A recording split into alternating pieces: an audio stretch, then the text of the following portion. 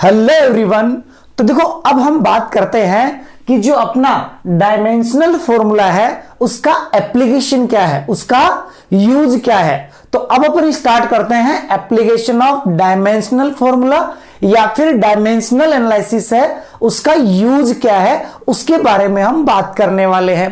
तो देखो इसके अंदर सबसे पहले अपन एक टर्म पढ़ेंगे जिसका नाम है homogeneity of dimensions in A equation, या इसको बोला जाता है प्रिंसिपल ऑफ होमोजेनिटी, या अपन लिख रहे हैं क्या, homogeneity of dimensions in A equation. अब देखो ये है क्या, पहले मैं उसके बारे में बात करता हूं। तो जैसे देखो एक एग्जांपल लेता हूं मैं कि मैंने कहा आपके पास 5 आम है। कितने आम है? 5 आम। आपको 2 आम और दे दिए तो आप बोलोगे मेरे पास 5 आम प्लस 2 आम, यानी कि टोटल कितने आम हो गए? 7 आम हो गए, 7 मैंगो हो गए। लेकिन मान लो आपके पास क्या है, 5 मैंगो है और 1 लीटर मिल्क है, 1 लीटर दूध है, 5 मैंगो है। तो क्या आप ऐसे बोल सकते हो क्या, 5 mango plus 1 litre milk is equal to कुछ आएगा? तो हम क्या बोलेंगे, इसका तो कोई मीनिंग ही नहीं है। क्या समझे आप? मैंने क्या कहा, 5 mango plus 2 mango is equal to 7 mango, लेकिन 5 mango plus 1 litre milk is equal to nothing. दोनों के एडिशन का कोई मीनिंग नहीं है। यानी जब हम चीजों को ऐड या सब्ट्रैक्ट करते हैं तो उनका फिजिकल मीनिंग होना चाहिए, उसी से रिलेटेड बच्चों ये टर्म है क्या? ऐसे सोचो, जैसे देखो इसकी डेफिनेशन की हम बाद में बात करते हैं, पहले इसके मीनिंग पे आते हैं। देखो है क्या, मैंने आपसे कहा बच्चों कि आपके पास एक फिजिकल क्वांटिटी है, ठीक है, जिसका नाम क्या है, फोर्स। तो मैंने कहा यहां पे ये जो पार्टिकल है या ये जो ऑब्जेक्ट है, इस ऑब्जेक्ट पर मैंने इस तरह फोर्स लगाया। वो फोर्स कितना लगाया? 5 न्यूटन। कितना लगाया? 5 न्यूटन। अब किसी ने आके क्या किया, एक फोर्स और इसी डायरेक्शन में लगा दिया, और वो कितना लगा दिया? 2 न्यूटन लगा दिया। कितना लगा दिया? 2 न्यूटन लगा दिया। तो मैंने कहा टोटल फोर्स कितना हुआ? टोटल फोर्स कितना हुआ? तो मैंने कहा कि टोटल जो फोर्स लग रहा है, टोटल जो फोर्स लग रहा है ये मेरा हो गया यहां पर 5 newton plus 2 newton is equal to कितना हो गया? 7 न्यूटन। कितना हो गया? 7 न्यूटन। तो ये चीज आपकी क्लियर हुई। लेकिन एक मैंने एग्जांपल ऐसे लिया कि, दूसरा एग्जांपल मैंने लिया कि यहां पे मैंने कहा फोर्स लग रहा है 5 न्यूटन और ये ऑब्जेक्ट है, ये चल रहा है इधर मान लो कितने से, 2 मीटर पर सेकेंड की स्पीड से। ये तो आपका क्या है? फोर्स है। ये तो आपका क्या है? फोर्स है। तो ये तो मैंने कहा ये है फोर्स और ये है आपकी क्या? स्पीड। ये आपकी क्या है? स्पीड है। किसी ने कहा मैं इन दोनों को ऐड कर दूं, किसी ने कहा मैं इन दोनों को क्या कर देता हूं? ऐड कर देता हूं। तो हमने कहा कर दो ऐड। तो क्या निकला? 5 न्यूटन प्लस 2 मीटर पर सेकेंड। लेकिन इनका कोई मीनिंग है क्या? इसका कोई मीनिंग एडिशन का नहीं है। इस एडिशन का कोई मतलब नहीं निकल रहा है। यहां तो मीनिंग निकल रहा है और यहां कोई मीनिंग नहीं निकल रहा है। तो यहां से एक बात दिमाग में आती है कि अगर हम फिजिकल क्वांटिटीज को ऐड कर रहे हैं या सब्ट्रैक्ट कर रहे हैं, अगर हम फिजिकल क्वांटिटीज को क्या कर रहे हैं? ऐड कर रहे हैं या सब्ट्रैक्ट कर रहे हैं, तो वो सिमिलर फिजिकल क्वांटिटीज होनी चाहिए। मतलब फोर्स में फोर्स ऐड होगा या सब्ट्रैक्ट होगा, स्पीड के अंदर स्पीड ऐड होगी या सब्ट्रैक्ट होगी। यानी कि सेम फिजिकल क्वांटिटी में सिमिलर फिजिकल क्वांटिटी का ही एडिशन और सब्ट्रैक्शन होगा। अपनी मर्जी से हर किसी को एक फिजिकल क्वांटिटी को दूसरी के साथ एडिशन सब्ट्रैक्शन का कोई मीनिंग नहीं निकलता है। तो इसी को एक्सप्लेन करने के लिए, रिलेट करने के लिए जो अपना टर्म आता है वो क्या आता है, ये आता है क्या, homogeneity of dimensions in A equation. तो इसका मीनिंग ही यही है क्या, इसका मीनिंग ये है क्या कि अगर मान लो कोई भी दो फिजिकल क्वांटिटी है तो उनको हम तभी ऐड कर सकते हैं और तभी सब्ट्रैक्ट कर सकते हैं जब उन दोनों की डायमेंशंस क्या हो, सिमिलर हो, सेम हो। दोनों सिमिलर फिजिकल क्वांटिटीज होगी, डायमेंशन सेम होगी, तभी हम उनको ऐड कर सकते हैं और तभी हम उनको सब्ट्रैक्ट कर सकते हैं। तो अब देखो डेफिनेशन आपको क्या लिखनी है कि the dimensions of the terms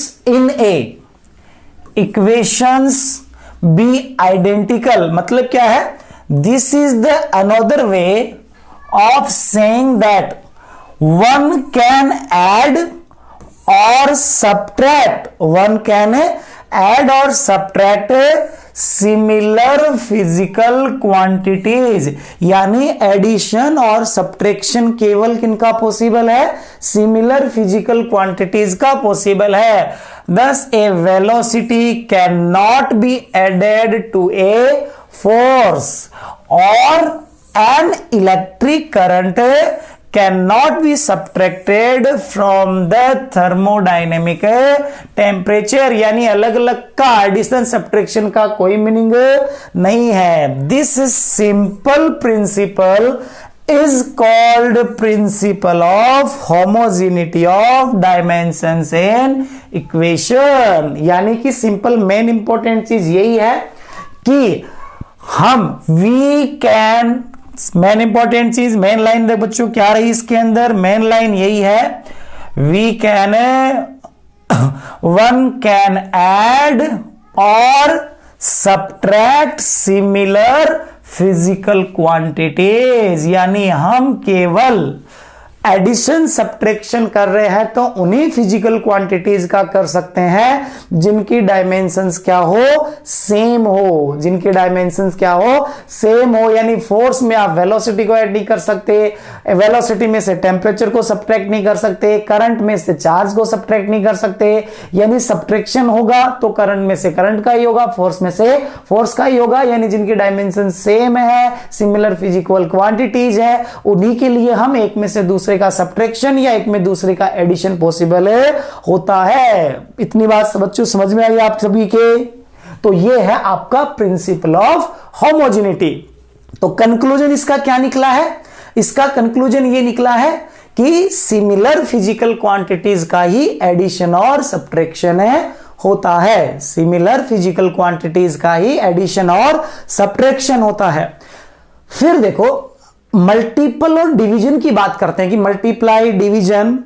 तो देखो मल्टीप्लाई और डिवीजन करने में कोई दिक्कत नहीं है। मास को मैंने एक्सेलरेशन से मल्टीप्लाई किया, फोर्स आ गया, मास को वेलोसिटी से मल्टीप्लाई किया, मोमेंटम आ गया। यानी एक फिजिकल क्वांटिटी को दूसरे से मल्टीप्लाई करने पर कोई तीसरी फिजिकल क्वांटिटी बन जाएगी, चाहे वो डिफाइंड हो भी सकती है और वो डिफाइंड नहीं भी हो सकती है। यानी अपन जो उसमें यूज में ले रहे हैं वो हो भी सकती है और वो भी हो सकती है जो अपने यूज की ना हो। लेकिन मल्टीपल एडिशन में कोई दिक्कत नहीं है। क्या ध्यान रखोगे कि दूसरा पॉइंट ध्यान रखना, क्या रखना है, a physical quantities are multiplied और divided, new physical quantities is formed. यानी कि दिक्कत एडिशन सब्ट्रैक्शन में है। क्या पॉइंट याद रखोगे, मल्टीपल और डिवीजन में कोई दिक्कत नहीं है। इसको इसे ध्यान रखो कि multiple and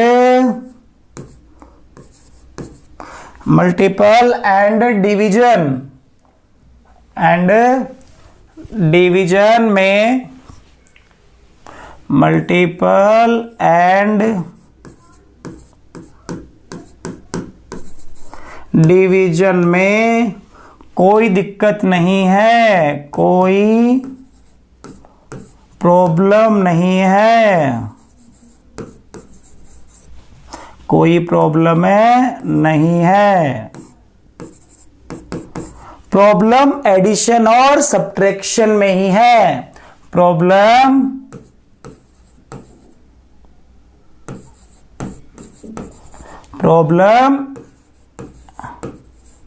addition and subtraction में ही है, सब्ट्रैक्शन में ही है। यानी कि फिजिकल क्वांटिटीज को ऐड सब्ट्रैक्ट करते हो उसी टाइम ध्यान रखना है कि दोनों सिमिलर फिजिकल क्वांटिटी है या नहीं है, दोनों की डायमेंशन सेम है या नहीं है। मल्टीपल डिवीजन में कोई प्रॉब्लम नहीं है, मल्टीपल डिवीजन सेम अलग अलग कुछ का भी हो सकता है, किसी का भी हो सकता है। ये दूसरा पॉइंट आपको ध्यान रखना है। उसके बाद देखो आगे तीसरा पॉइंट आपको क्या ध्यान रखना है कि एक होता है डायमेंशनलेस फिजिकल क्वांटिटी, यानी कि उसकी कोई डायमेंशन ना हो। तो डायमेंशनलेस फिजिकल क्वांटिटी ये कब कब बनती है, तो ये तीसरे पॉइंट के रूप में आपको ध्यान रखना है क्या कि अगर मैं ऐसे कहूं कि दो फिजिकल क्वांटिटीज का रेशियो है, ratio of physical quantities with same dimensions, ratio of physical quantities with same dimensions is dimensionless, is dimensionless, is dimensionless. यानी आपने क्या किया, दो फिजिकल क्वांटिटीज का रेशियो लिया जिनकी डायमेंशन सेम है, तो डायमेंशन से डायमेंशन क्या हो गई, कैंसिल आउट हो गई, तो आपको क्या मिलेगा, डायमेंशनलेस क्वांटिटी मिलेगी। क्या मिलेगी, डायमेंशनलेस क्वांटिटी मिलेगी। उसके बाद इसके अंदर ये तो पहला पॉइंट, दूसरा पॉइंट और तीसरा पॉइंट ये सबसे ज्यादा इंपॉर्टेंट है। क्या, जैसे आप लिखते हो ना कि जैसे आपने फॉर्मूला लिखा काइनेटिक एनर्जी का, लिखते हो हाफ mv स्क्वायर। एग्जांपल के तौर में मैंने ऐसे कहा कि आपने फॉर्मूला लिखा काइनेटिक एनर्जी का कि काइनेटिक एनर्जी है ये होती है हाफ mv स्क्वायर। क्या होती है, हाफ mv स्क्वायर। तो फॉर्मूले के अंदर ये जो कांस्टेंट आते हैं ना, ये फॉर्मूले के अंदर ये जो कांस्टेंट आते हैं आपके, इन कांस्टेंट को बोला जाता है मैथमेटिकल कांस्टेंट। इनको क्या बोला जाता है, मैथमेटिकल कांस्टेंट्स। दोबारा सुन लो,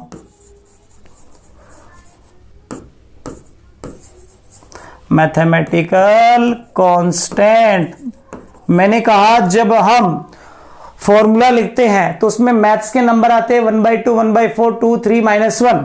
ध्यान रखना, एक तो होते हैं फिजिक्स की कांस्टेंट, जैसे आपने कहा कि आप ग्रेविटेशनल वाला आपने चैप्टर पढ़ा था 9th में, F = gm1m2/r², जहां g क्या होता है, ग्रेविटेशनल कांस्टेंट, तो फिजिकल कांस्टेंट है, वो तो क्या है, फिजिकल कांस्टेंट है। यहां हम मैथमेटिकल कांस्टेंट की बात कर रहे हैं, यानी जो नंबर है ऐसे आते हैं 1/2, फॉर्मूले में लिखे होते हैं 1/2, 1/4, उनको बोला जाता है क्या, मैथमेटिकल कांस्टेंट। क्या बोला जाता है इनको, मैथमेटिकल कांस्टेंट। और आपको क्या ध्यान रखना है, ऑल मैथमेटिकल कांस्टेंट। एग्जांपल पाई हो गया, ई आपका 2.7, 4, 11, जो भी नंबर है, जो भी क्या रहे नंबर लगे हैं फॉर्मूले में, ठीक है। तो ऑल मैथमेटिकल कांस्टेंट ये are dimensionless, are dimensionless.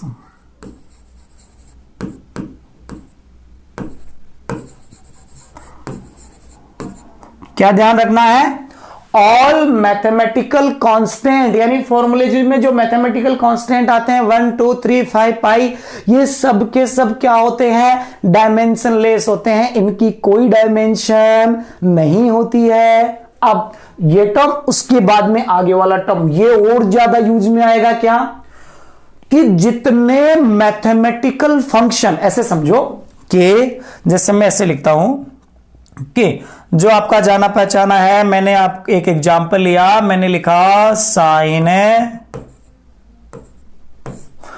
2x, ऐसे लिखा मान लो, तो इसको तो बोला जाता है मैथमेटिकल फंक्शन। पूरा हो गया, ये साइन हो गया आपका मैथमेटिकल फंक्शन। क्या हो गया, मैथमेटिकल फंक्शन। इसको हम बोलेंगे मैथमेटिकल फंक्शन।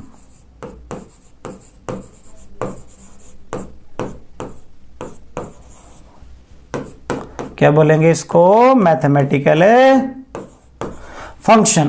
और ये इसके अंदर, जैसे यहां एंगल होता है, तो इसके अंदर ये जो है ना, ये वाला ये अंदर वाला, इसको बोलते हैं इसका इनपुट। क्या बोलते हैं इसको? इनपुट। इसको क्या बोलते हैं? इसको इनपुट। दोबारा सुन लो, ये हमने लिखा sin 2x, तो साइन को तो क्या बोला जाएगा? Mathematical function. इसके अंदर जो लिखा हुआ है वो क्या हो जाएगा? इसका इनपुट हो जाएगा। तो क्या ध्यान रखना आपको, जितने मैथमेटिकल फंक्शंस है, जितने मैथमेटिकल फंक्शंस है वो सारे के सारे और उनके इनपुट, जितने मैथमेटिकल फंक्शन है वो सारे के सारे और इनके इनपुट क्या होते हैं? डायमेंशनलेस। क्या ध्यान रखना है कि जितने मैथमेटिकल फंक्शन है, जैसे आपको दिखाई देगा exponential, log, sine, sine inverse, जितने मैथमेटिकल फंक्शन होते हैं और उनके इनपुट होते हैं, all standard mathematical functions and their inputs are dimensionless. क्या याद रखोगे? Are dimensionless. Are dimensionless. क्या कहा मैंने? All standard mathematical functions and their inputs are dimensionless. Meaning समझ गए? इसको बोलेंगे यहां फंक्शन e की पावर x है, तो e की पावर x पूरा क्या हो गया? e की पावर हो गया, e की पावर x फंक्शन हो गया, x इसका इनपुट हो गया, तो ये कंप्लीट भी डायमेंशनलेस है और x भी क्या है? डायमेंशनलेस होगा। ये पूरा भी डायमेंशनलेस होगा और इसका इनपुट भी डायमेंशनलेस होगा। ये पूरा भी डायमेंशनलेस होगा और इसका इनपुट भी डायमेंशनलेस होगा। और ये पूरा भी इनपुट होगा और ये इसका इनपुट भी क्या होगा? डायमेंशनलेस होगा। इतनी बात सबको क्लियर हुई होगी। अब आगे बढ़ते हैं। देखो इसके बाद अब देखो है क्या, क्वेश्चंस स्टार्ट करते हैं। क्वेश्चंस स्टार्ट करने से पहले देखो ये अपना फर्स्ट क्वेश्चन है, अपन कुछ बातें डिस्कस कर लेते हैं। देखो नीट के लिए आपको कौन कौन से क्वेश्चंस है? देखो नीट का जो पैटर्न है उसमें आपके 45 क्वेश्चंस है, ठीक है, और 1 घंटे में 45 क्वेश्चन टफ आसान करना तभी पॉसिबल होता है जब आपका वैसा क्वेश्चन पहले से देखा हुआ हो, वैसा क्वेश्चन सॉल्व किया हुआ हो, तभी आप क्या कर सकते हो? उसको जल्दी से सॉल्व कर सकते हो। नए क्वेश्चंस को आप बहुत तेजी से हैंडल नहीं कर सकते। तो नीट के अंदर क्वेश्चंस है, मैक्सिमम कहां से आते हैं या हम क्या क्या सॉल्व करें जिससे कि नीट के जो क्वेश्चंस है वो हमारे ऑलमोस्ट नीट के पेपर के क्वेश्चन सॉल्व हो जाए। तो देखो सबसे पहले चीज तो आपको क्लास नोट्स रखने होते हैं अपने तैयार। आपको सबसे पहला क्या तैयार करना? आपके क्लास नोट्स। आपकी जो मॉड्यूल्स होते हैं, क्या होते हैं, जिस इंस्टीट्यूट में पढ़ते हो या जहां भी पढ़ते हो आपके क्या होते हैं? मॉड्यूल्स होते हैं। उन मॉड्यूल्स को पढ़ना होता है, उनके सारे क्वेश्चन सोल्व करने होते हैं। उसके बाद PYQ 33 इयर्स के PYQ कंप्लीट होने चाहिए। उसके बाद आता है एनसीईआरटी के अंदर उसके बीच के क्वेश्चन, उसके लास्ट के क्वेश्चन, और फिर आता है एक एनसीईआरटी एग्जाम्पलर। बच्चों एक और होता है एनसीईआरटी एग्जाम्पलर, एनसीईआरटी के द्वारा ही प्रोवाइडेड होता है। तो एनसीईआरटी के क्वेश्चन, एनसीईआरटी एग्जाम्पलर के क्वेश्चन, इतने क्वेश्चन हो गए। साथ में जेईई मेन के PYQs, जेईई मेन के PYQs जिनकी मैथमेटिक्स आप हैंडल कर सकते हो, जिनमें मैथमेटिक्स बहुत ज्यादा नहीं है। तो इतनी चीजों को आपको सॉल्व करना है और साथ में टाइम मिले इसके बाद तो आपको HC वर्मा और सोल्व करनी है। साथ में क्या करना है? HC वर्मा और सोल्व करनी है। तो नीट के पेपर के लिए आपको इतने जो क्वेश्चंस है वो सारे क्वेश्चन कम से कम 2-2, 3-3 बार आपके हाथ से निकले हुए होने चाहिए। तो आप अगर इतने क्वेश्चंस निकाल लेते हो तो आपके सामने लगभग जो क्वेश्चंस आएंगे वो लगभग वैसे ही क्वेश्चन आएंगे जो आप देखोगे कि आपके देखा हुआ सा ही लगेगा और आप नीट के अंदर बहुत बेहतर स्कोर कर सकते हो। तो हम जो एग्जांपल्स लेंगे वो भी सारे इसी तरीके से रहेंगे कि अपने एक तो टॉपिक का कॉन्सेप्चुअल अपने को समझ में आ जाए, कॉन्सेप्चुअल थिंकिंग कॉन्सेप्ट समझ में आ जाए, एनसीईआरटी के क्वेश्चन, जेईई मेन के क्वेश्चन, नीट के PYQ, उन्हीं से रिलेटेड अपने क्वेश्चंस रहेंगे। ठीक है, तो देखो सबसे पहले क्वेश्चन अपने स्टार्ट करते हैं। तो ये अपना पहला क्वेश्चन है, ठीक है। तो देखो क्या है ये अपना है एनसीईआरटी एग्जाम्पलर का ही क्वेश्चन है, question number first. Question number first देखो क्या है क्वेश्चन, पढ़ो। देखे हमेशा क्या करना है, जब भी कभी भी फर्स्ट टाइम कोई चीज पढ़ रहे हो तो भागना नहीं है, चीजों को समझना है, अंडरस्टैंड करना है, और जब आप समझ गए हो उसके बाद तेजी से कर सकते हो। तो शुरुआत में जब भी आप क्या कर रहे हो, पहली बार जिस भी चीज को पढ़ रहे हो बहुत आराम से डीपली पढ़ना है, ठीक है। अब देखो आगे बढ़ते हैं। तो देखो क्वेश्चन में क्या बोला गया है उसकी बात करते हैं हम। तो क्वेश्चन में बोला गया है if P Q R physical quantities, समझते जाना है साथ, P Q R physical quantities है हैविंग डिफरेंट डायमेंशंस, यानी मुझे समझ में आया पी क्यू आर तीन फिजिकल क्वांटिटी है और तीनों की क्या है, डिफरेंट डायमेंशन है। तीनों की डायमेंशन क्या है, डिफरेंट है। तीनों की डायमेंशन डिफरेंट है, इतना मुझे समझ में आया। फिर मैंने क्या कहा, इसमें क्या बोला है, which of the following combinations can never be meaningful quantity, यानी कौन सा कॉम्बिनेशन है जो क्या होगा, कभी भी मीनिंगफुल क्वांटिटी नहीं देगा। क्वेश्चन को क्लियरली पढ़ना है, can never be meaningful quantity, यानी कि मीनिंगफुल क्वांटिटी हमें प्रोवाइड नहीं करेगा। तो हमने कहा जो पढ़ा है उसी से रिलेटेड अपन ने कहा चलो पढ़ते हैं, इसको सॉल्व करते हैं। पहला, इसने इसमें से पी में से क्यू को सब्ट्रैक्ट किया। जैसे ही बच्चों ऐड और सब्ट्रैक्ट आ जाए, एडिशन सब्ट्रैक्शन तभी पॉसिबल है जब दोनों की डायमेंशन क्या हो, सेम हो। तो P माइनस क्यू दिखते ही आप बोल दोगे डायमेंशंस अलग अलग है, डायमेंशंस अलग अलग है। तो ये देखते ही दिमाग में हो गया ये तो पॉसिबल नहीं है, ये तो पॉसिबल नहीं है। फिर देखो इसने P और Q को मल्टीप्लाई किया, दो अलग अलग को मल्टीप्लाई किया, R को सब्ट्रैक्ट किया। अब दिमाग में आता है डायरेक्ट एडिशन सब्ट्रैक्शन होता तो संभव नहीं था, लेकिन अगर मैं P और Q को मल्टीप्लाई कर दूं और उसकी डायमेंशन R के साथ मैच कर गई, उसकी डायमेंशन R के साथ मैच कर गई, तो फिर तो ये पॉसिबल हो जाता है। इसका मतलब ये हो भी सकता है और नहीं भी हो सकता है, यानी नहीं होगा ऐसा तो नहीं है। इसने बोला कैन नेवर बी मीनिंगफुल, यानी मीनिंगफुल होगा ही नहीं, होगा ही नहीं। तो ये हो भी सकता है और नहीं भी हो सकता है। तो इसका मतलब ये आपका मैं और मे नॉट बी, मैं और मे नॉट बी दोनों कंडीशन में आ रहा है। इसके हिसाब से तो ये अपन क्या बोल लेंगे, नहीं होगा, ऐसा जरूरी नहीं है। तो इसका मतलब एक तो अपन बोल सकते हैं ये हो सकता है अपना मीनिंगफुल, हो सकता है, ध्यान रखना। फिर देखो मल्टीपल डिवीजन सोचना ही नहीं है, मल्टीपल डिवीजन के अंदर तो ये तो पॉसिबल है, हो सकता है, ये तो पॉसिबल हो सकता है, ठीक है। एक हमने कहा ये भी पॉसिबल हो सकता है। उसके बाद देखो वही आ गया, मल्टीप्लाई करने के बाद क्यू स्क्वायर के बराबर आ जाए, हो भी सकता है और नहीं भी हो सकता। इसका मतलब पॉसिबिलिटी है कि ये हो सकता आपका, ठीक है। और पी आर प्लस क्यू, अब देखो आर प्लस क्यू, आर और क्यू को डायरेक्ट एडिशन तभी पॉसिबल है जब डायमेंशन सेम हो। तो ये मेरे लिए क्लियरिटी दिखाई दे रहा है कि ये तो होगा ही नहीं। तो कौन कौन से ऐसे हैं, इन्होंने क्या बोला कि the combination can never be A meaningful quantity, can never be A meaningful quantity.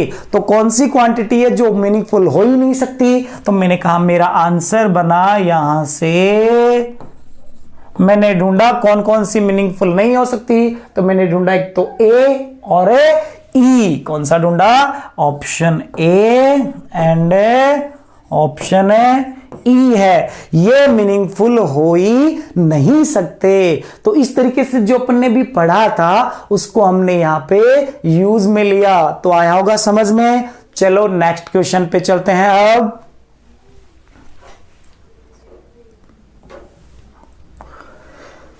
ये है नेक्स्ट क्वेश्चन, ये है बच्चों HC वर्मा का क्वेश्चन है, HCV का क्वेश्चन नंबर अपना 2। ठीक है, चलो देखो पढ़ो और सॉल्व करने की कोशिश करो। बहुत आसान सा क्वेश्चन है। क्या है देखो, the distance covered by A particle, the distance covered by A particle in time t is given by, in time t is given by x is equal to a, find the dimensions of a b c d। यानी कि आपको a b c d की dimension बतानी है, ये आपको equation यहां पे दे रखी है। ठीक है, चलो अच्छी बात है, हमें इक्वेशन दे रखी है। ये a b c d, t यहां पर टाइम है और x यहां पर क्या है, डिस्टेंस है। ठीक है, अब आपके दिमाग में क्या क्या चीज है, एडिशन सब्ट्रैक्शन तभी पॉसिबल है जब दोनों की डायमेंशन सेम हो, जब दोनों की डायमेंशन सेम हो। मल्टीपल डिवीजन में कोई दिक्कत नहीं है। All mathematical function and their inputs are dimensionless. अब बताओ, अगर मैं ऐड कर रहा हूं यहां पे, तो अगर मैं ऐड कर रहा हूं यहां पे, तो मुझे बताओ डिस्टेंस को मैं डिस्टेंस में ऐड करूंगा, लेंथ को लेंथ में ऐड करूंगा, वेलोसिटी को वेलोसिटी में ऐड करूंगा, ऐसा ही होगा ना।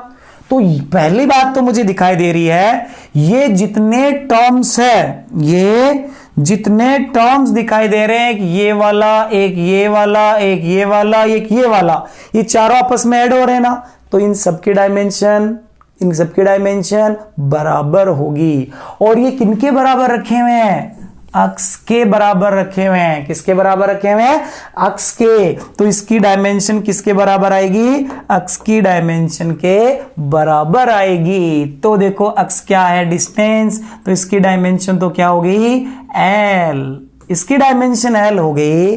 तो अब मुझे बताओ, ए की डायमेंशन भी एल, बी टी की डायमेंशन भी एल, सी टी स्क्वायर की डायमेंशन भी एल, डी टी क्यूबिड की डायमेंशन भी एल। इतना कहते ही मेरा क्वेश्चन सोल्व हो गया। तो सबसे पहले क्वेश्चन को समझना है और फिर उसको सॉल्व करना है। तो क्या कहेंगे हम, अब हम इसको सॉल्व करें तो हम कहेंगे ए की डायमेंशन इज इक्वल टू, ये बन जाएगा L1, बाकी सब 0। नेक्स्ट, b इंटू टी की डायमेंशन तुम्हारी t इज इक्वल टू किसके बराबर है, ये l के बराबर है। तो हमने कहा ये आपके पास b की डायमेंशन होगी किसके बराबर, m तो 0 है आपका, L1 t इधर आएगा तो -1, ये b की डायमेंशन होगी।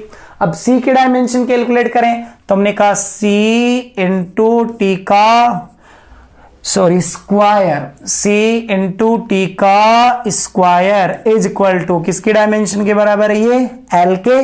तो हमने कहा c इज इक्वल टू, ये हो गया l into T to the power -2, ये किसके डायमेंशन, c की डायमेंशन। नेक्स्ट लास्ट d की डायमेंशन, तो हमने कहा यहां से d इंटू ये बना आपका t to the power 3 is equal to किसके इक्वल है, L की डायमेंशन के। तो हमने कहा D इज इक्वल टू बन गया L1t -3, ये बन गया D की डायमेंशन। तो देखो बहुत इजी सा क्वेश्चन था, जो उधर लिखा हुआ है, जो डायमेंशन इधर वाले की होगी वही डायमेंशन इस तरफ वाले की होगी। एडिशन सब्ट्रैक्शन हो रहा है तो एडिशन सब्ट्रैक्शन उन्हीं का होता है जिनकी डायमेंशन सेम होती है। चलो देखो उसके बाद नेक्स्ट क्वेश्चन। तो देखो नेक्स्ट क्वेश्चन पे आए तो देखो ये आपको क्वेश्चन दे रखा है, स्क्रीन को पॉज करके एक बार अपने आप सोल्व करने की कोशिश करो। यहां पे कि आपको बताना है ए बी सी की डायमेंशन बतानी है, जहां अक्स क्या है, पोजीशन, और टी क्या है, टाइम। अक्स पोजीशन है और टी क्या है, टाइम है। तो करो सोल्व, फिर अब सोल्व करते हैं साथ में। देखो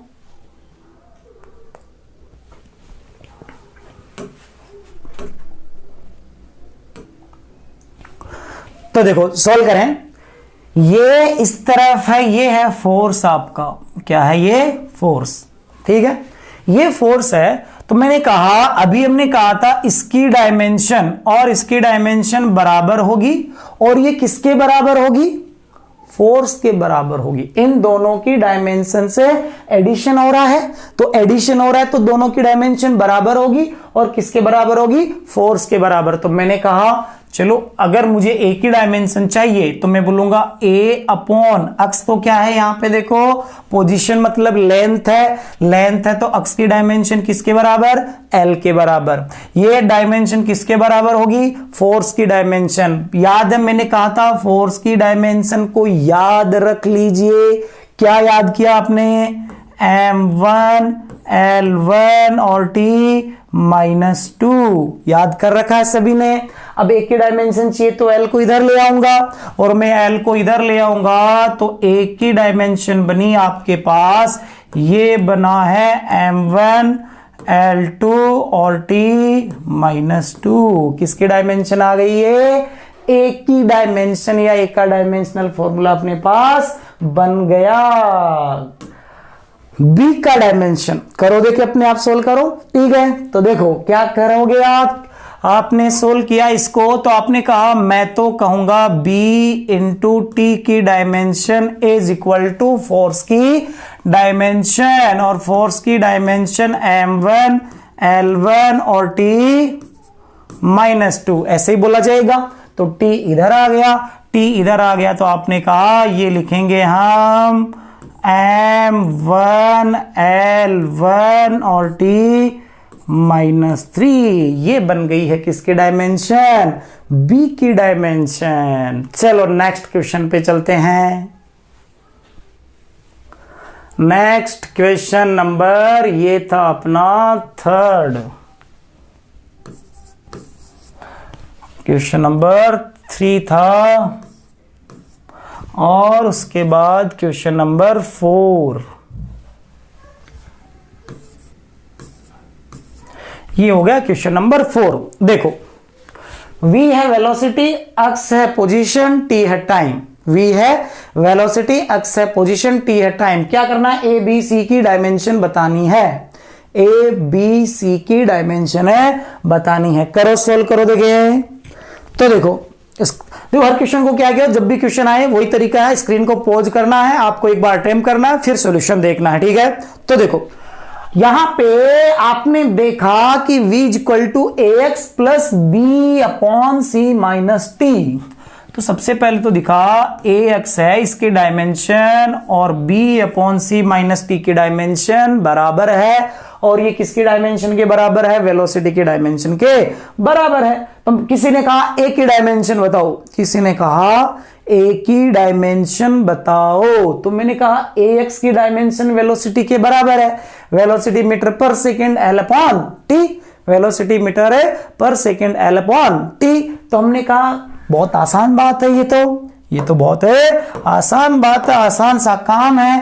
हमने कहा a इंटू क्या है L is equal to velocity होता है L अपॉन टी, L से L कैंसिल आउट, तो हमने कहा यहां से a इज इक्वल टू बन गया t, a is equal to बना आपका t -1, ये आ गई किसकी डायमेंशन, a की, ठीक है। फिर आपने कहा b की डायमेंशन वेलोसिटी के बराबर करेंगे तो ये b upon C minus T. अब ये c माइनस टी, c आ गया पहले, तो b से पहले c की बताएं या c से पहले b की बताएं। तो एक बार क्या करते हैं, इसको देखो हम क्या कर लेते हैं, पहले c की कैलकुलेट कर लेते हैं, ठीक है। तो हमने कहा c के डायमेंशन की चर्चा करें अपन तो बताओ जैसे ही आप इसको देखते हो दिमाग में क्या खटकता है, जैसे ही आप इसको देखते हो दिमाग में क्या खटकता है, एडिशन सब्ट्रैक्शन। सब्ट्रैक्शन जैसे ही आता है दिमाग में आता है एडिशन सब्ट्रैक्शन, तो केवल उन्हीं का ही होता है जिनकी डायमेंशन सेम है, जिनकी डायमेंशन सेम है। तो देखो c की डायमेंशन आपको सीधे ही मिल गई, c की डायमेंशन है किसके बराबर, t के बराबर। c की डायमेंशन है वो किसके बराबर है, t के बराबर। आप बताओ टाइम में से टाइम, नीचे वाला क्या है, टाइम ही तो है ना, नीचे वाला क्या है, टाइम ही तो है। तो मैं ऐसे बोल सकता हूं बी अपॉन टाइम, क्योंकि टाइम में से टाइम जाएगा। या आप बी सी कैलकुलेट भी नहीं करते तो आप बोल देते कि टाइम में से एडिशन सब्ट्रैक्शन टाइम का होगा तो टाइम ही आएगा। तो आप सीधा ऐसे भी बोल सकते थे बी के डायमेंशन के लिए कि वी की जो डायमेंशन है वो अपनी थी L upon T is equal to B upon में ये किसकी डायमेंशन है, टाइम की, क्योंकि टाइम में टाइम ऐड होगा और सब्ट्रैक्ट होगा, तो ये टी से टी कैंसिल आउट। तो आपने कहा बी की जो डायमेंशन है वो किसके बराबर आ गई, L1 के बराबर आ गई। तो इस तरीके से आप इस क्वेश्चन को सॉल्व कर सकते हो। नेक्स्ट क्वेश्चन पे चलते हैं। देखो question number 5, question number 5, question number 5 की बात करते हैं।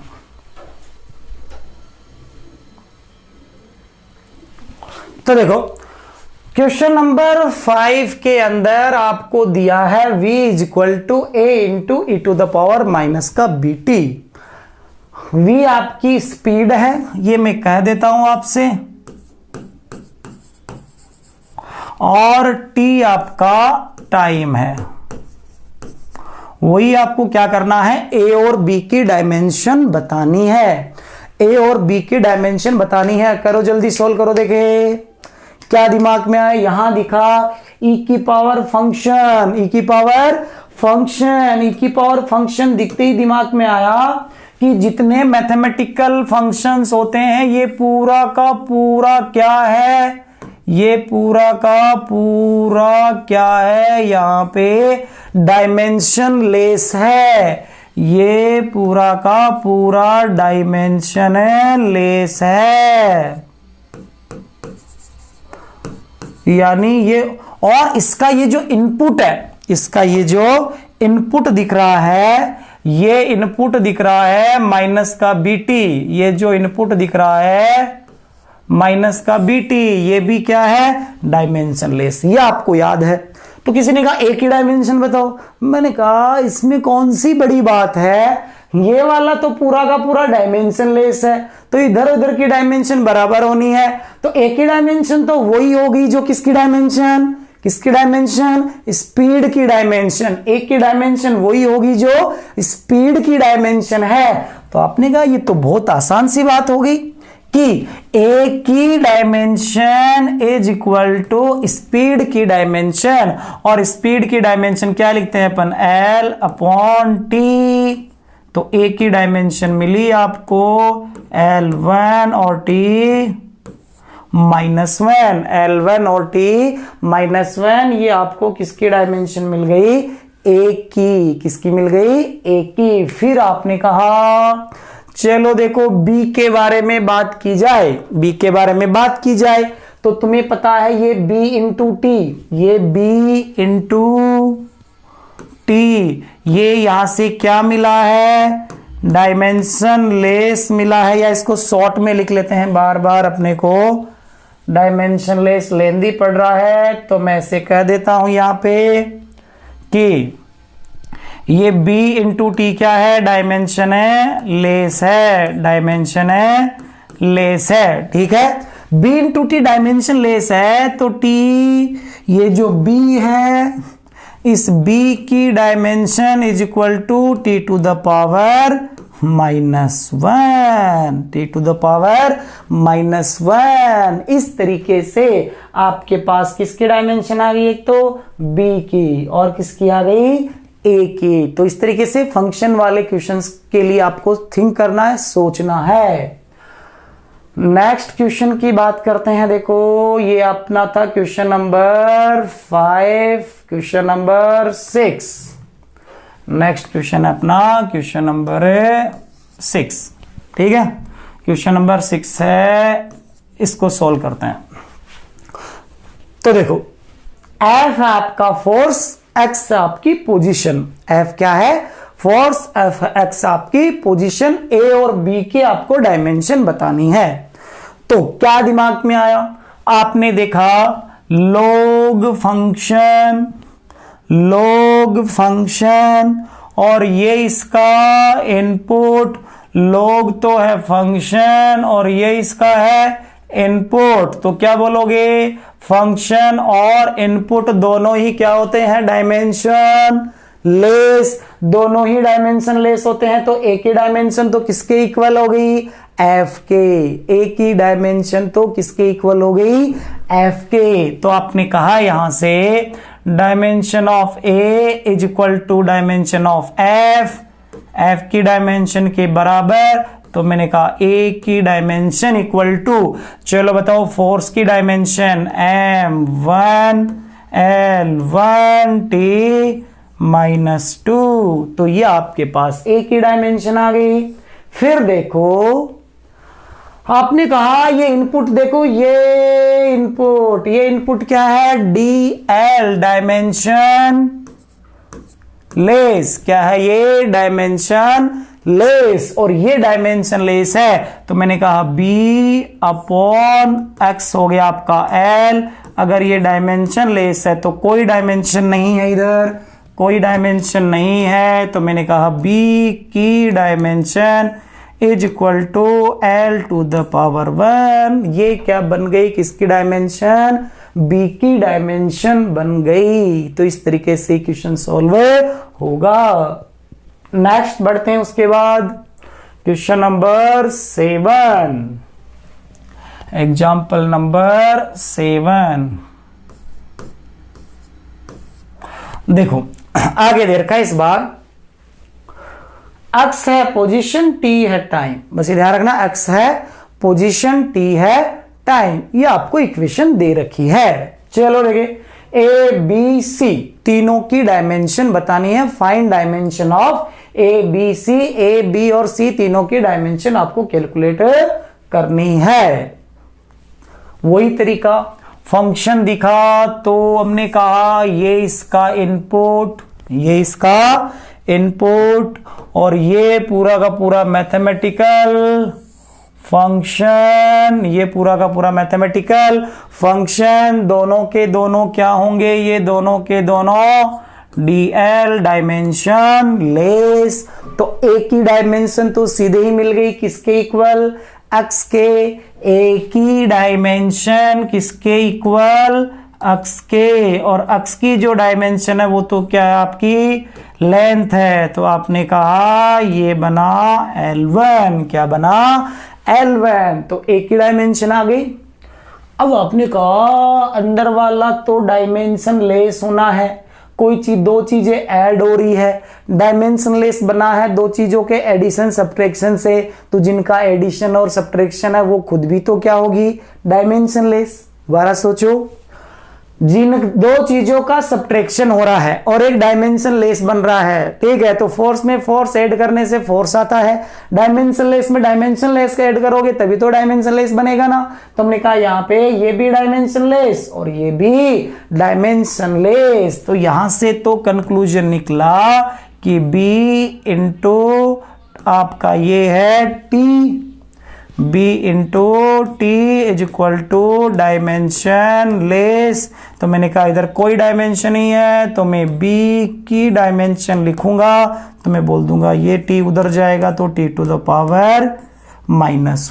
क्या बन जाएगा, T⁻⁻1। सेम ऐसे ही देखो, इसको देखें, C into x dimension less, C into x है, ये है आपका डायमेंशन लेस, और ये डायमेंशन लेस है। तो बताओ C की डायमेंशन ये हो जाएगा x उधर जाके L⁻⁻1। तो C की डायमेंशन L⁻⁻1 हो जाएगी। नेक्स्ट क्वेश्चन देखो, ये क्वेश्चन एक बार आपके जेईई मेंस में भी आप पूछा हुआ है।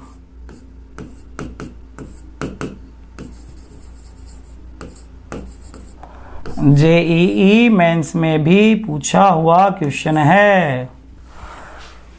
मैं आपको डाटा बता देता हूं, आप सोल्व करने का ट्राई करो। देखिए P है प्रेशर, P है प्रेशर,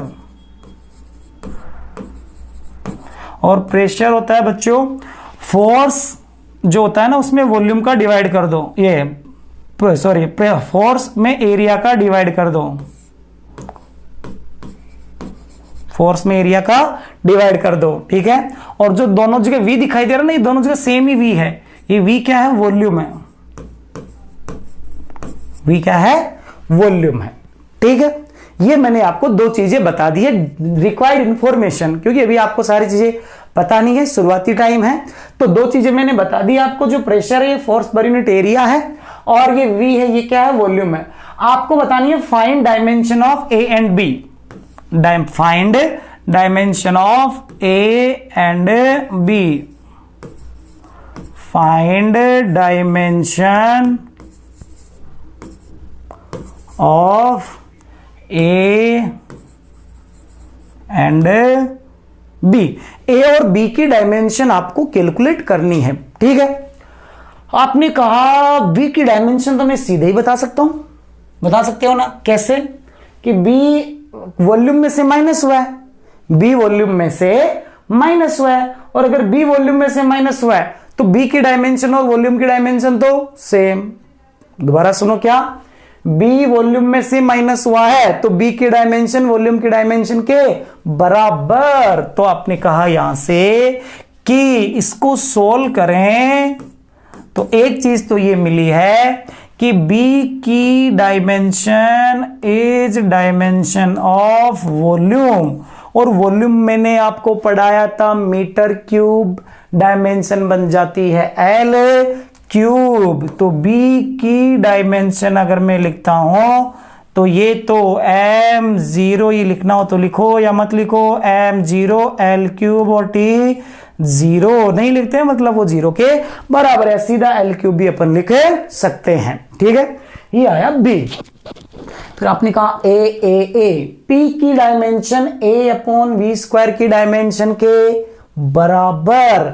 P मतलब प्रेशर, प्रेशर की डायमेंशन और A अपॉन V स्क्वायर की डायमेंशन क्या होगी? बराबर। यानी dimension wise dimension of P is equal to dimension of A upon dimension of A upon V है, क्या क्या है? स्क्वायर है। बड़ा ब्रैकेट लगा रहा हूं, इसका मतलब इसकी डायमेंशन की बात कर रहे हैं, ठीक है। P की dimension A upon V square की डायमेंशन के बराबर है।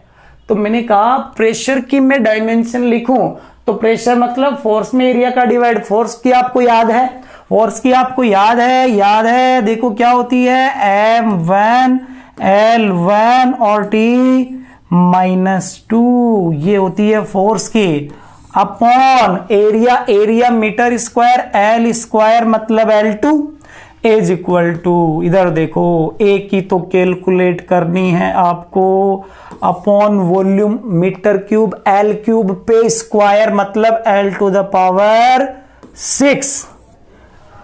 L क्यूब पे स्क्वायर लगा हुआ है मतलब L टू द पावर 6।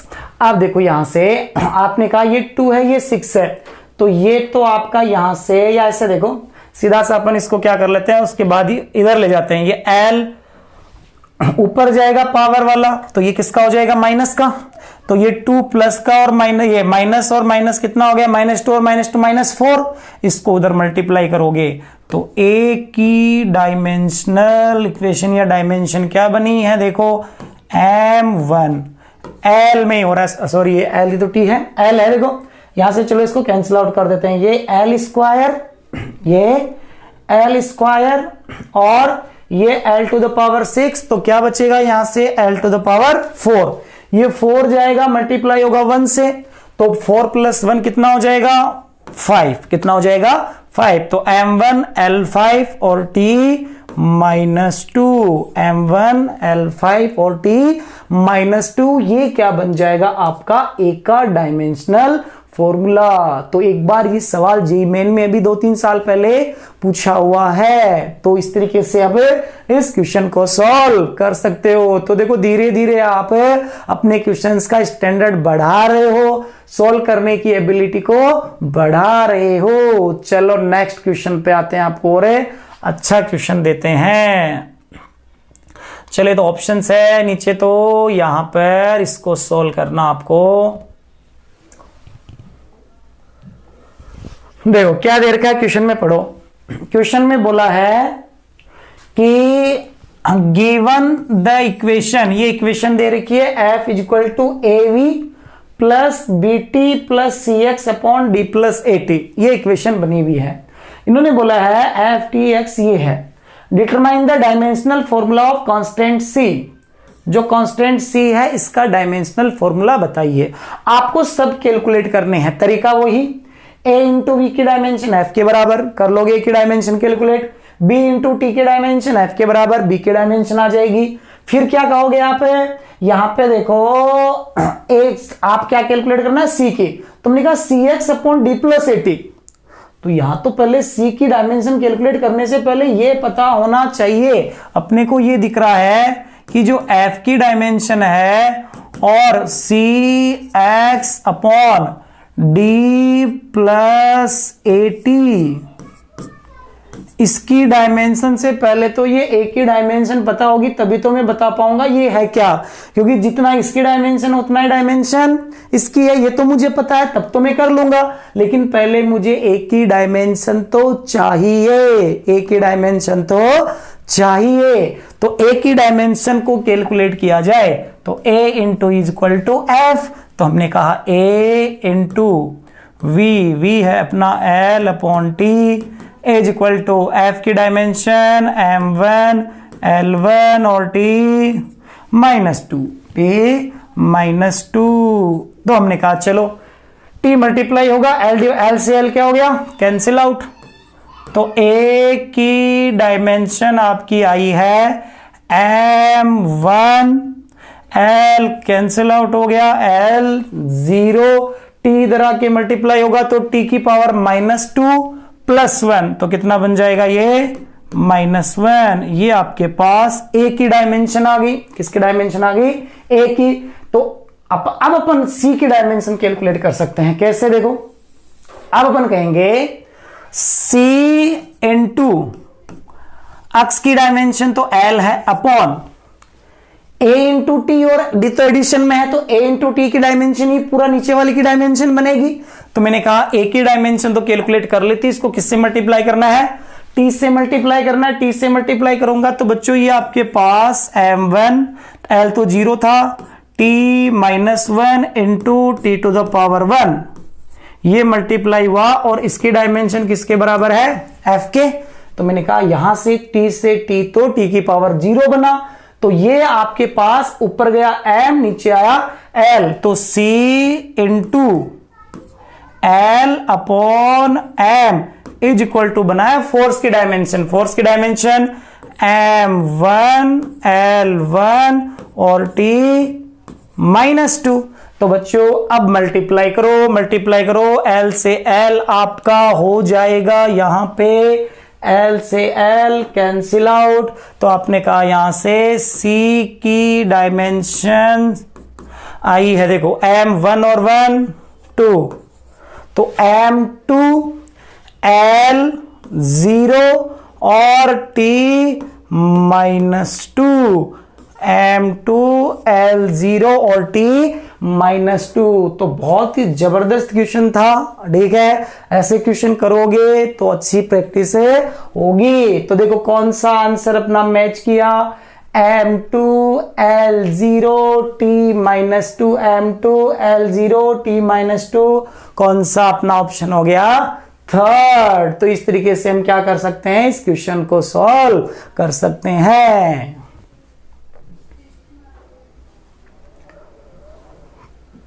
उसके बाद देखो नेक्स्ट क्वेश्चन, ये है आपका जेई मेन का ही क्वेश्चन है 2025 का, जनवरी शिफ्ट फर्स्ट का, ठीक है।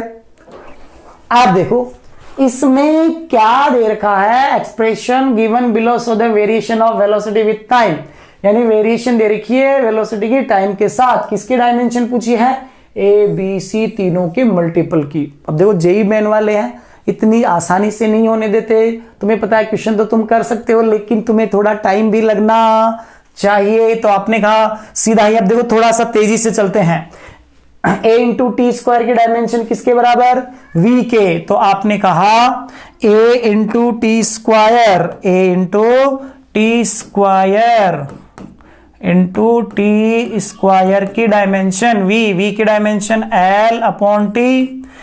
तो आपका टी इधर आ गया, ये एक की डायमेंशन आ गई आपके पास, इज इक्वल टू, देखो ये बना L1, टी नीचे आएगा टी की पावर 3, ऊपर जाएगा टी टू द पावर -3। तो ये बना आपके पास L1 और t -3। एक काम हुआ। नेक्स्ट c की डायमेंशन सीधा देखो, c प्लस टी, c की डायमेंशन तो t के बराबर। अरे ये तो बहुत आसान हुआ, c की dimension is equal to T के इक्वल हो गया, टी के इक्वल हुआ तो यहां से अपन बोलेंगे ये टी के इक्वल। उसके बाद देखो टी के बराबर होगी, उसके बाद अपन क्या बोलेंगे b अपॉन टी।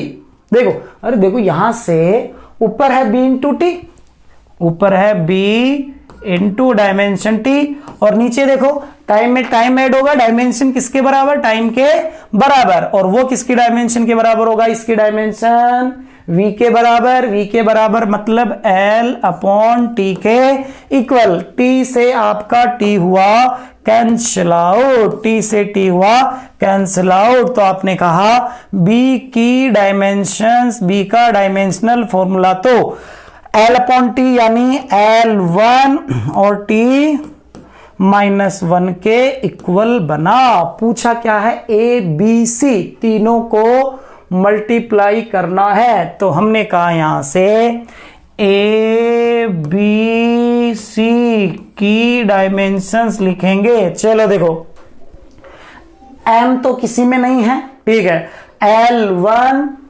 1 और 1 2, तो m नहीं है तो m पे लगा देते हैं 0।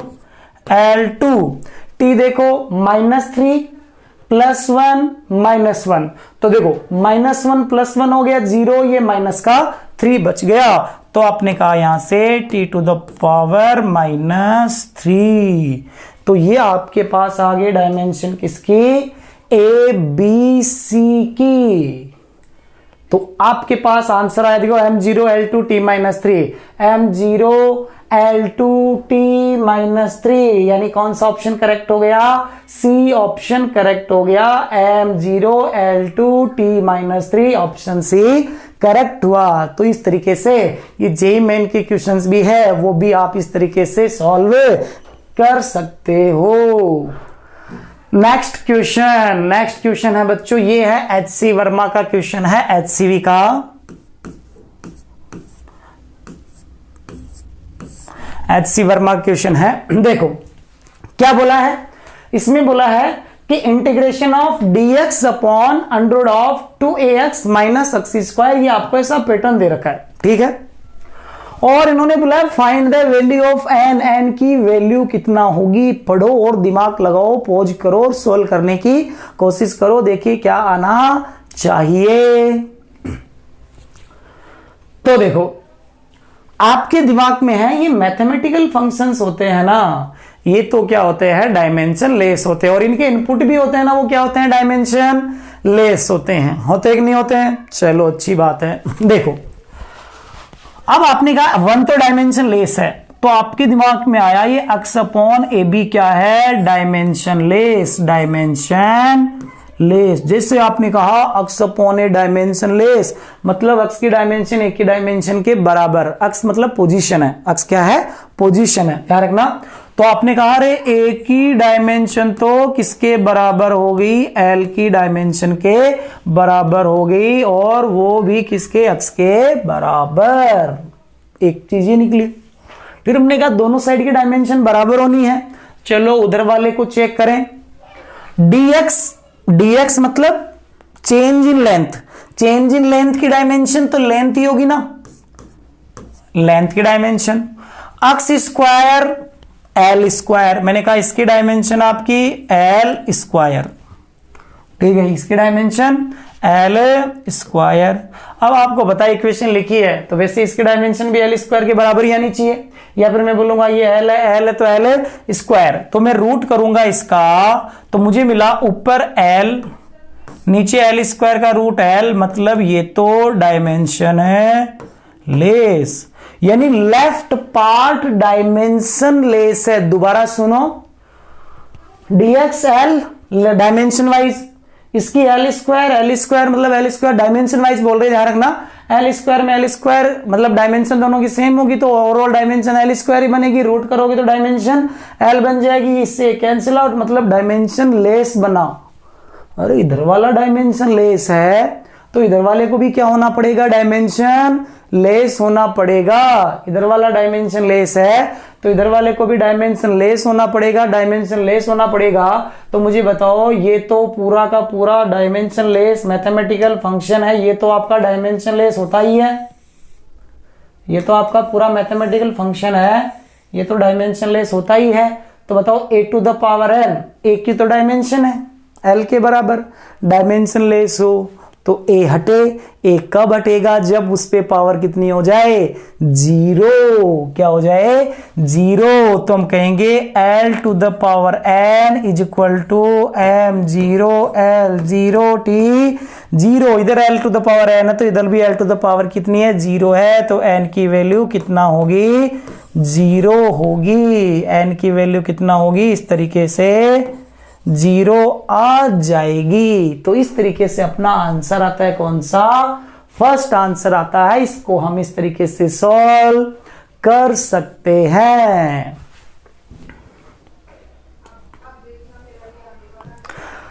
अब देखो एक दो पॉइंट ध्यान रखने आपको दी गए इसमें, क्या कि मान लो ऐसे सोचो, एंगल होता ना आपका, एंगल की आप डायमेंशन निकालोगे, एंगल की आप डायमेंशन निकालोगे तो एंगल होता है आपका length of arc upon radius. ऐसे सोचो एक बार के लिए, देखो एंगल आपका होता है, जो एंगल होता आपका वो होता है angle is equal to length of arc upon radius.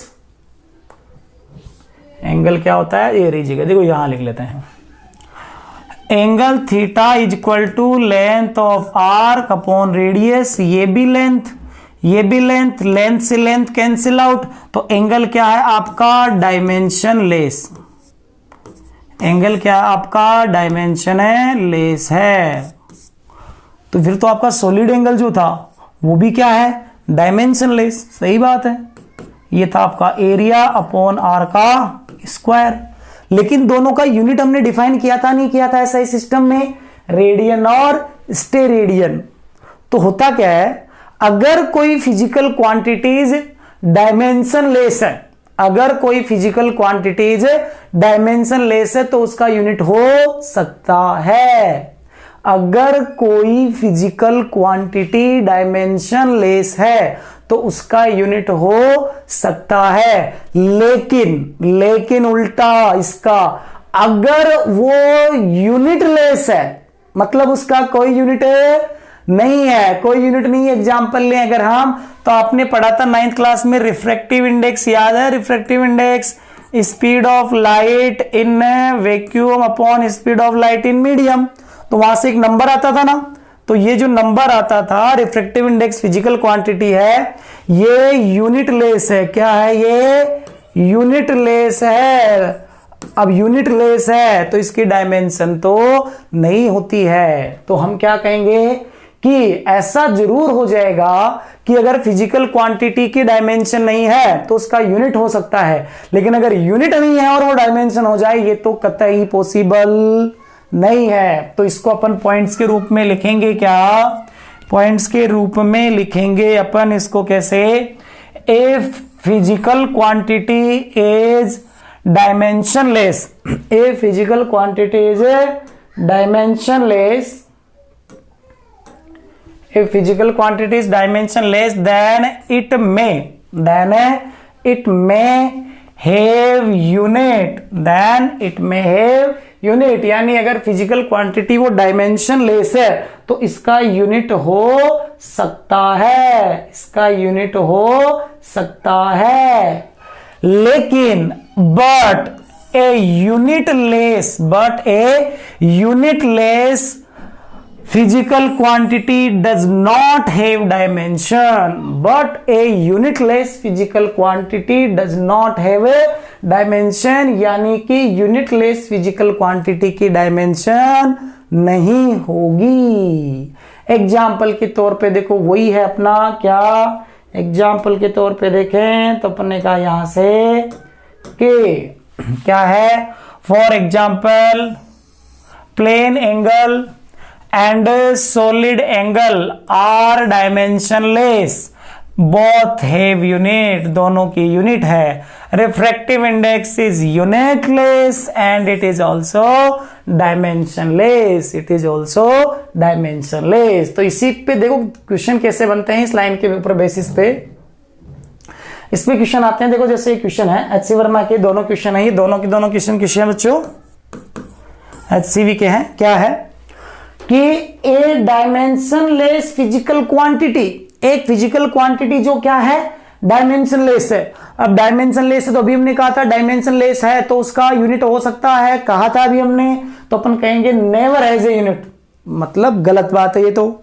Unit हो भी सकता और नहीं भी हो सकता है। ऑलवेज एज यूनिट, ऑलवेज की जरूरी नहीं है। जैसे रिफ्रैक्टिव इंडेक्स था, यूनिट नहीं था, ठीक है, क्या नाम है, इसकी डायमेंशन है नहीं थी लेकिन इसका यूनिट भी नहीं है।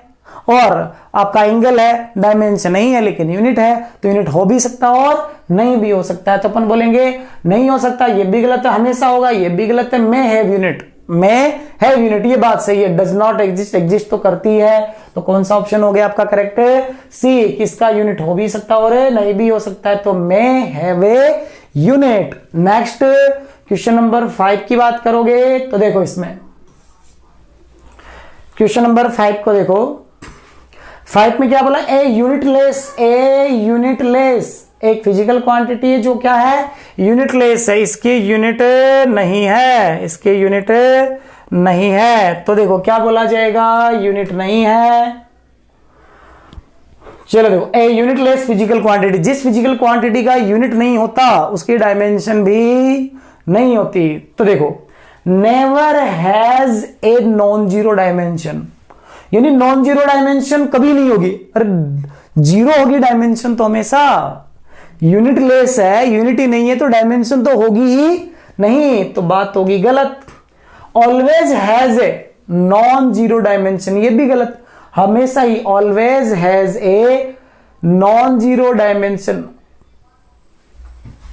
एक मिनट बच्चों, देखो पहला ऑप्शन दोबारा देखो, क्या बोला पहला, कि never has a non zero dimension, non zero dimension कभी नहीं होगी, non zero, never has a non zero dimension, यानी कि नॉन जीरो डायमेंशन कभी नहीं होगी, मतलब हमेशा डायमेंशन क्या होगी, zero. Non zero, never has a non zero dimension मतलब कभी भी नॉन जीरो डायमेंशन है नहीं होगी, यानी हमेशा डायमेंशन क्या होगी, जीरो होगी, मतलब ये ऑप्शन क्या है आपका सही है। Always has a non zero dimension, हमेशा नॉन जीरो डायमेंशन होगी, बात क्या है, गलत है। May have non zero dimension नहीं हो सकती, डज नॉट एग्जिस्ट, एग्जिस्ट तो करती ही है। तो इस तरीके से जो डायमेंशनल एनालिसिस है उसके बेसिस पर, उसके एप्लीकेशन के बेसिस पे इस तरीके के बच्चों अपने नीट में और जेईई मेंस में क्वेश्चन बनते हैं और उनको हम इस तरीके से सॉल्व कर सकते हैं।